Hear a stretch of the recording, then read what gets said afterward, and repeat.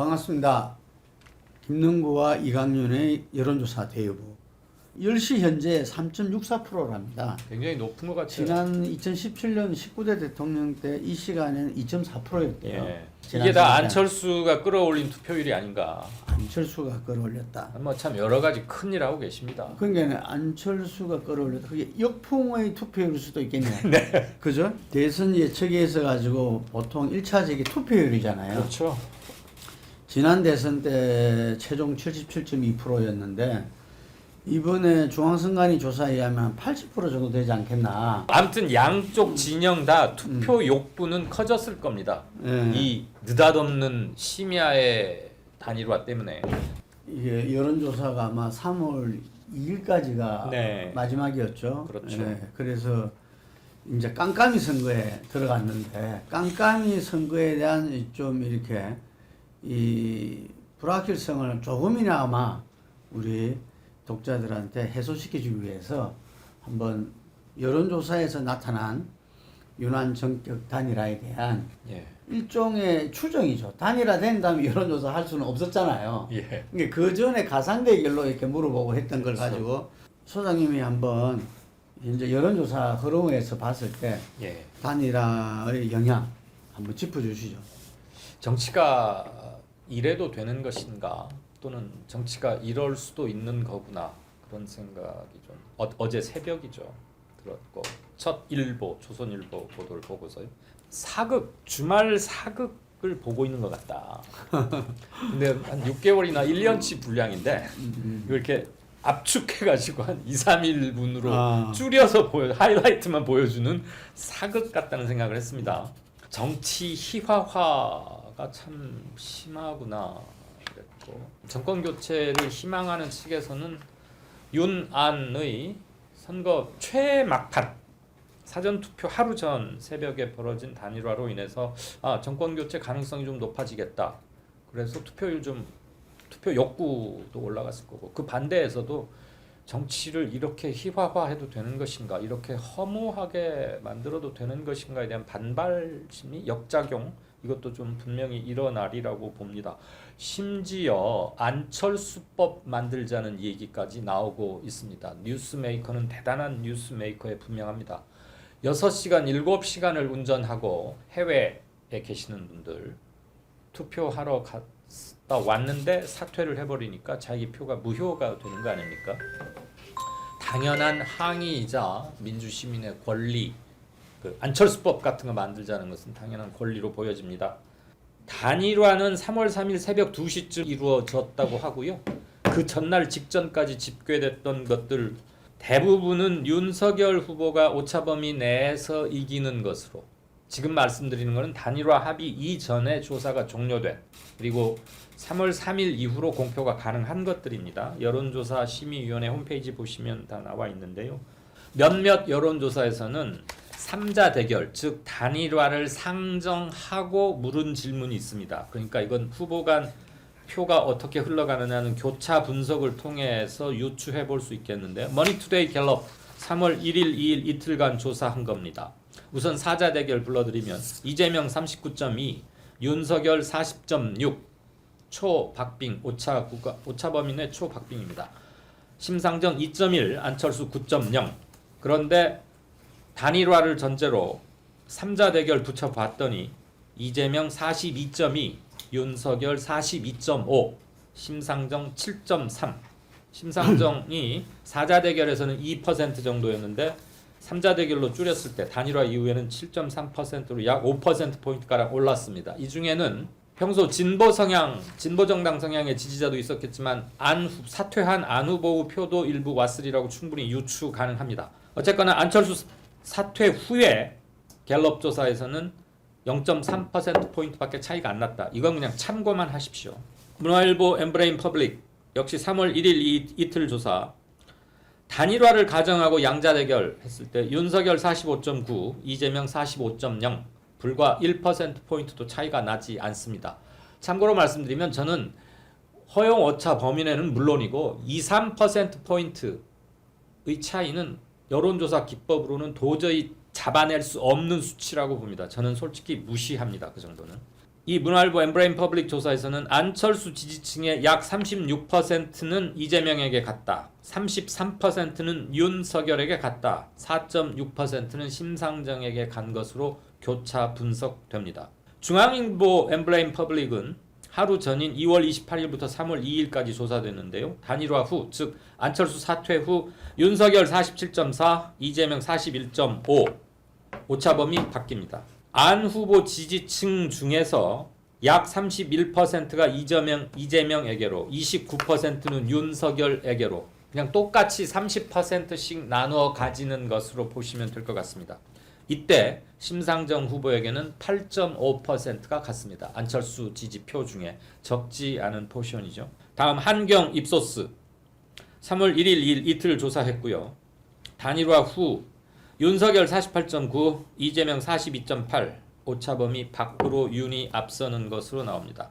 안철수 지지표 중에 44.9%가 약 45%, 반이 조금 안 되죠. 이게 윤석열에게 갔고 25%가량이 이재명에게로, 그리고 8.4%는 심상정에게 간 것으로 한경 입소스 조사에서는 유추가 됩니다. 다음 뉴시스 리얼미터 2월 28일에서 3월 1일까지 이틀간 조사했고요. 윤석열 48.4, 이재명 43.5. 이건 안철수 사퇴에 전제한 겁니다.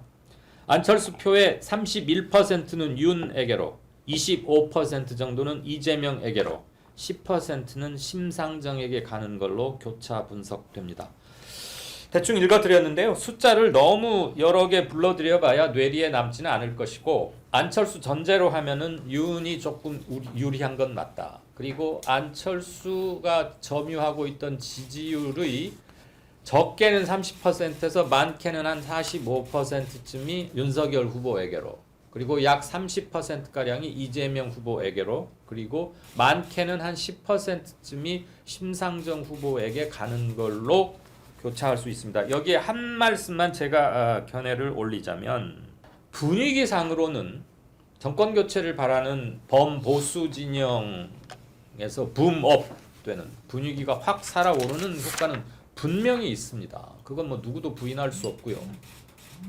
다만 숫자로 몇 퍼센트가, 그러면 안철수 지지율의 얼마만큼이 누구에게로 갈 건가는 제가 대충 불러봤는데 크게 어느 한쪽으로 쏠리지는 않을 것 같고요. 윤석열, 이재명, 심상정에게 분산되는 건 많은데 최소한 윤석열에게 갈 표가 적지는 않겠다. 윤석열, 이재명이 나눠 갔거나 윤석열에게 조금 더 갈 가능성이 있고, 비가 오나 눈이 오나 나는 안철수가 좋아. 그 고정표도 있습니다. 분명히 있습니다. 근데 이번에 뭐 이상한 단일화를 해서 중도 사퇴를 하는데 그 표들은 비윤, 비이재명, 비윤, 비이표 이게 십상이기 때문에 투표를 포기하거나 뭐 그럴 가능성이 좀 높다고 봐요. 안철수 지지자 중에 보수 성향이 강했던 표는 아마 윤석열에게 갈 거고, 중도나 진보 쪽에 조금 있었던 사람들은 이재명에 오겠죠. 그리고 정책이나 특이성, 뭐 여성 정책, 기후 변화 뭐 이런 쪽에 방점을 두는 사람은 심상정에게 갈 것이고, 나는 정말 안철수가 좋은데 이 양반 왜 그러지 하면서 황당해하고, 요즘 뭐 안철수 그 국민의당 홈페이지에 10,000명 가까이가 가서 막 항의 댓글 남기고 이랬다는 거 아닙니까? 그 사람들은 안철수에 대한 충성도가 굉장히 높은 걸로 볼 수 있고, 이 사람들은 아마 투표를 포기하거나 중도 지역에 남지 않을까, 그냥 기권 이런 식으로 남지 않을까, 대충 그렇습니다. 아무튼 이걸로 선거가 원사이드하게 끝났다라고 말씀드리기는 굉장히 이른 것 같고, 단일화 이후에도 단일화에 반발하는 표심 역시 무시할 수 없기 때문에, 단일화 이전에 비교적 박빙인 채 오차범위 내에 윤석열이 약간 우세한 정도로 단일화가 이루어졌고 바로 사전투표에 들어갔는데, 본투표까지 끝나고 나도 그렇게 큰 표 차이는 나지 않지 않을까 하는 조심스러운 예측을 합니다. 예, 금방 이야기한 그 여론조사에서 드러난 어떤 이 민심, 예, 그 민심이 과연 이 윤한 단일화에 어떻게 미치는가에서 나타나는 수치를 가지고 좀 짚어보고, 그 다음에 이 단일화의 그 의미, 예를 들면 뭐 양쪽에서 다 윤이나 이재명 쪽에서도 다 수치가 중요한 게 아니라 이 단일화가 실제 민심에 국민들한테 어떠한 영향을 미치고 어떤 흐름을 만들어내느냐 이게 예. 중요하다고 이야기를 해요. 네네. 그러니까 그 부분에 대해서 한번 짚어내면서 좀 이어서 예측을 한번 해보는 금방 뭐 조금 전에 이야기하신 대로 본선거에서 투표 결과가 나오더라도 큰 차이가 안 나올 것이다. 라고 라고 이제 이야기를 하셨는데 그 부분에 대해서 뭐 심지어 어떤 사람은 뭐 5,000표 이렇게 이야기를 하는 사람도 있어요. 이게 이 일까지 이렇게 조사한 거 흐름을 쭉 보면은 전화 역시 아직까지 AR에서 전화 면적 차이가 나요. 네. 아직까지 네. 보통 마지막 가면은 전화 면적과 ARS가 수렴하는 이 양태가 나타나는데 이번 선거가 유례 없는 초박빙 선거라고 이제 다들 알고 있는데 실제로 그렇고 근데 이게 한편으로는 전화 면적과 ARS가 여전히 차이 나는 그런 모양새를 띠고 있는 것도 좀 유례 없는 것 같은데 갤럽하고 MBS 네. 이 두 개를 보자면은 이게 좀 재밌어요. 이게 이 두 개를 보면은 일단 안철수가 사자 대결에서 9%씩 나왔어. 예. 이게 그게 그거는 네. 거의 대동사격의 9 정도로 잡히더라고요. 모든 조사에서. 심상정 후보가 2%, 네, 2, 3. 예, 갤럽은 2.1. 네. 이게 뭐 그렇게 넣은 겁니다. 이게 지지도가 39.2대 갤럽에서 이 40.6. 이게 윤석열 후보가 1.4% 앞서는 걸로 나오고 MBS에서는 40대 40 똑같아요. 예. 이게 그래서 야 지금 이제 사자 대결로 갔을 때는 정말 예측할 수 없는 박빙 속에서 이루어지겠다 이런 네. 생각이 들었는데 자 그러면 이제 윤한 단일화가 됐으니까 안 9%가 앞으로 어떻게 갈 것인가 지금 이 부분이 그 예측인데 이걸 조사 기관들도 많이들 물어봤잖아요. 아까 네. 이광수 소장이 몇 군데는 이제 이야기를 했지 않습니까? 이게 근데 이게 제가 볼 때 크게 보면은 한 6대 4 되는 것 같아요. 크게 보면은 윤에게 가는 게 6. 예. 굉장히 후하게 잡아주셨네. 그 2가 4. 예. 예를 들면 그렇죠. 뭐 심상정은 좀 이렇게 이 둘만 봤을 때 예. 한 6대 4 정도가 되지 않을까 이렇게 싶습니다. 어쨌든 간에 안철수를 지지했기 때문에 안철수의 미래를 기원한 차원에서 조금 더 많지 않겠나 이런 생각이 들고 또 이 사람들도 기본적으로는 정치 교체가 아니라 정권 교체 방점을 먼저 찍은 사람들이 모아져 있는 것 때문에 이 윤이 조금 이 안표가 가는 부분에서는 윤이 좀 안 좋아. 뭐 그렇지 않은 조사 결과도 나온 게 있어요. 뭐 이재명 후보한테 들어가는 조사도 있는데 어쨌든 전체적으로 봤을 때 요 정도 되지 않겠나 싶은데 네. 저는 이광수 소장이 이야기한 대로 이게 끝난 게 아니다. 그 말이 굉장히 중요한 것 같아. 이 단일화, 윤한 단일화를 해서 마지막 변수가 사라지면서 선거가 거의 끝난 거 아니냐. 그렇지 않다는 이야기죠. 네. 과연 이 안의 지금 현재 시점에서 6대 4인데 이것이 어떻게 변할 것인가. 이 사람들은 어쨌든 이 윤이든 이든 간에 그 충성도는 약하거든요. 이 사람들은 지지 강도는 약한 사람들이 에이 뭐 이렇게 저렇게 이렇게 윤이나 이로 지지한 사람들이기 때문에 언제든지 변할 수 있다는 거죠. 네. 조금의 어떤 이 반응에도 자극할 수 있고 그래서 저는 요 며칠 기간에 여론조사는 깜깜이에 들어갔지만 여러 가지 그들이 보이는 모습은 계속 언론지상에 그리고 국민들한테 퍼질 거잖아요. 이게 그래서 이 대목에서 과연 안철수의 역풍이라고 이야기하는 저는 요 부분들이 어느 정도 될 것이냐. 민주당은 희망사항을 말했어요. 네. 정몽준과 노무현의 그 단일화 결렬 이후에 결집됐던 거. 20년 전 12월 18일 밤. 예. 그리고 그것이 19일 날 실제 투표할 때 확 심지어 외국에 있던 사람도 들어왔다는 이야기도 있고 그래요. 이게. 그때 카카오톡 같은 게 없던 시절에 문자 메시지로 이렇게 연락해서들 투표했어요. 예. 그런데 과연 그 기세가 지금 이번에도 나타날 것인가? 예. 근데 아직까지는 지금 그 기세가 좀 나타났다는 징후는 없는 것 같아요. 이게. 징후를 찾기에는 너무 짧은 시간 아닙니까? 아니 그게 지금 제가 볼 때는 예. 요 오늘 내일 사이에 사전 투표율이 어느 정도 바로미터나 투명계 일부가 되겠죠. 될 것이고 예. 총 투표율 예. 그다음에 이제 SNS 이런 것들을 통해서 분위기를 보는 것이죠. 그래서 지금 각 당에서 예. 이게 대한 대처가 제일 중요한 것 같아요. 예를 들면 유난 단일화로 나타난 안표의 어떤 이 어디로 이렇게 향방. 이 향방이 될 것이냐 그 부분에 그걸 위해서 지금은 6대 4지만 이걸 땡기면 5대 5 될 수도 있는 거잖아요. 그렇죠. 나아가서 거꾸로 4대 6이 될 수도 있는 거고. 왜냐하면 이 사람들은 비윤 비이적이었기 때문에 네. 그리고 안에 대한 충성도도 그렇게 높지가 않아요. 그냥 막연히 나는 보통은 보수형이라고 할 수 있는데 윤석열은 정말 아닌 것 같아. 그래서 끝까지 안에게 남아 있었던 사람들이고 이재명에게 갈 표는 사실 이미 다 가 있었어요. 3월 1, 2일 전에. 예?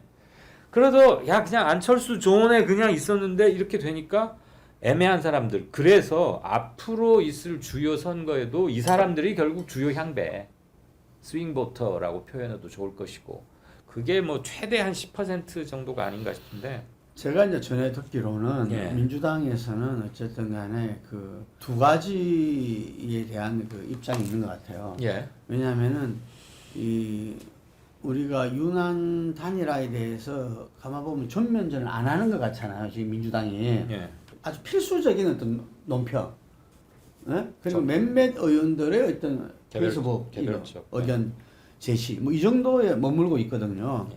그게 왜냐하니까 이재명과의 안철수와의 단일화를 민주당 이재명 측도 시도했다는 거죠. 그렇지. 그게 언론에도 많이 나왔어. 예. 통합 정부하면서 제일 실제로 타겟이 TV 토론에서도 상당히 그 러브콜 하는 게 그대로 나왔었고 이랬는데 이것이 그러면은 이 자기들이 단일화 시도는 괜찮고 좋은 거고. 선이고 저쪽으로 저쪽은 가면 악이고 야합이냐. 이 또다시 내로남불이냐 그렇죠. 이 지적을 받기 때문에 세게 못 나가는 거예요. 단일화 프레임에 오히려 갇힌다. 예, 그 지적은 굉장히 중요하고 맞다고 봅니다. 그래서 스탠스 조절을 하는 거죠. 이게 강도를 반박 강도를 갖다가 그런데 그렇지 않는 부분에서는 아니다. 명백히 이 우리 단일화는 정권 교체를 넘은 정치 교체를 갖다가 만들자는 그것의 어떤 이 시대의 흐름, 어떤 그 도도한 시대의 흐름에 우리가 부응하는 것이었고, 저거는 시대를 되돌리려는 어떤 야합이다. 이걸 강력하게 규탄해야 된다.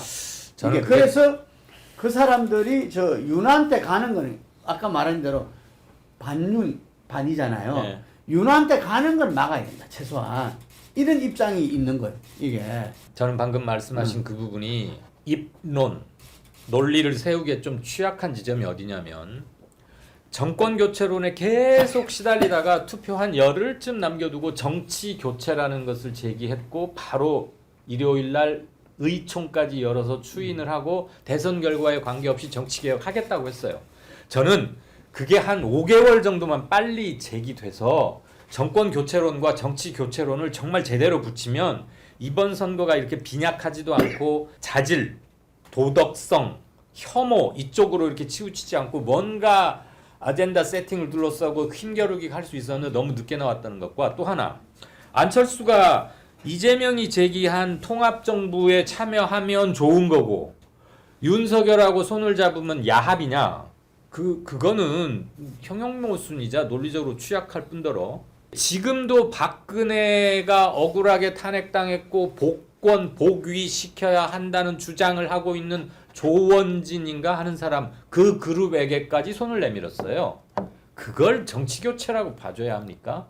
자신의 최소한의 아이덴티티나 정체성마저 저버린 채 조원진 그룹이 우리 공화당 그룹이 도대체 몇만 명이나 된다고.